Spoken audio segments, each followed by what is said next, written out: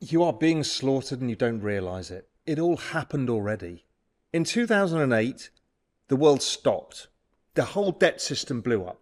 So we are paying the debts by printing money. Pure debasement. The system broke in 2008.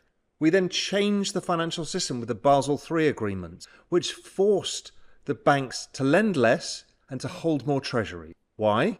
There's going to be a lot of supply of treasuries. The whole system, everybody's aware that it's broken. It broke. The looming collapse of the global financial system is a popular topic among analysts and commentators, especially within the alternative asset space.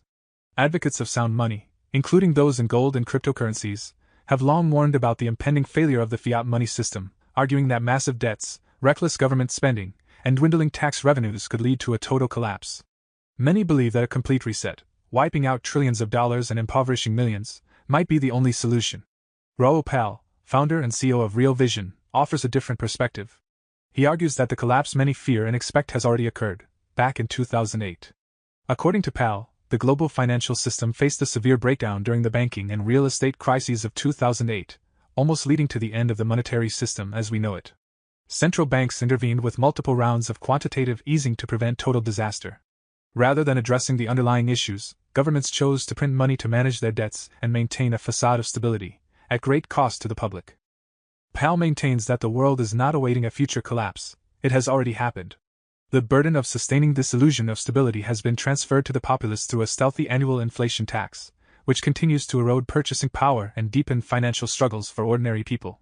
In a recent discussion with Tom Bilyeu, Pal elaborates on the state of the global economy, the lasting impact of the 2008 crisis, and how this has entrenched debt and economic instability, proposing that understanding and addressing these issues is crucial for finding a way out.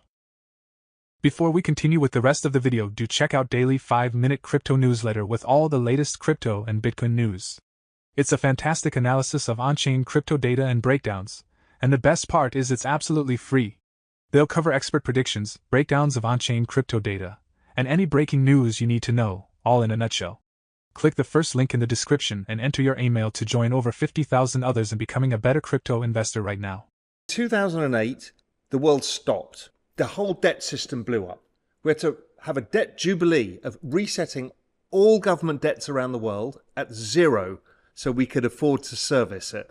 We've kept rates low. We've been then using the balance sheet of all of the central banks just to pay the interest on the debt from the previous cycles. This is this everything code thesis that you and I have talked about.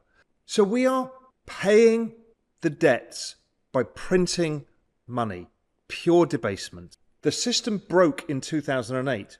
We then changed the financial system with the Basel III agreement, which forced the banks to lend less and to hold more treasury. Why? There's going to be a lot of supply of treasuries. The whole system, everybody's aware that it's broken. It broke. So what is going on now? Well, for it to actually broke, the down 90%, it's all going to be 1929 again. Can't you just see it? You're missing the point. They're debasing the currency by 15% a year. It adds up to a staggering loss of wealth. It is a tax that you don't see. 15% a year debasement is easier than increasing your tax rate 15%, which is politically unacceptable, which is what they need to do to pay the debt, because the printing of money just debases the currency. So you are paying it. We are all paying it. You can't have assets going down 90%, the core collateral of the system, if they're debasing the currency, because they go up optically because the currency is going down. The Venezuelan stock market goes up in Bolivar terms and down in dollar terms, right? So therefore, if your collateral keeps going up, which is what they learned in 2008, is we can backstop the entire thing by debasing the currency quickly, the collateral goes up, and hey presto, my debts aren't so bad. Okay, magic. It's not magic, as you know. It's a sleight of hand. It's not pure magic. What they're doing is robbing you in a different way. Okay, this has happened before. This is exactly what happened in the 1940s and 50s. Saddled with massive debts after World War II, the large economies did the same thing.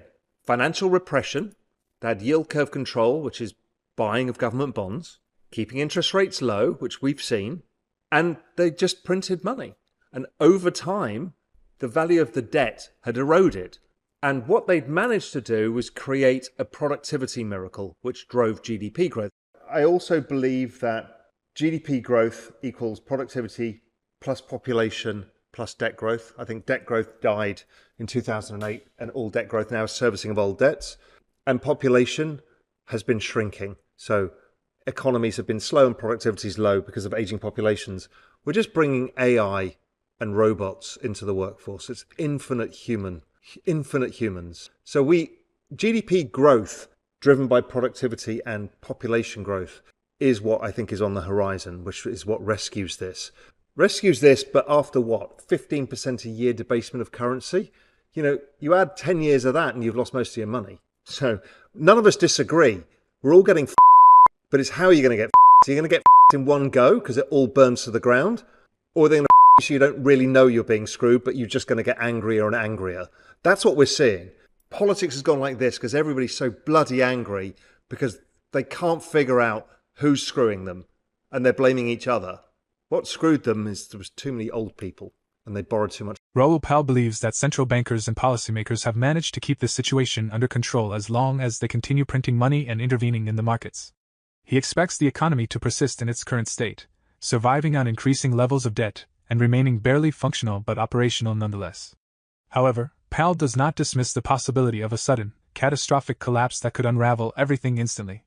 According to him, the primary responsibility of the Federal Reserve and other central banks is to support the baby boomer investor demographic. If this support fails, it could lead to a complete system meltdown, plunging everything into chaos. Powell argues that the baby boomers are central to the problem due to their sheer numbers.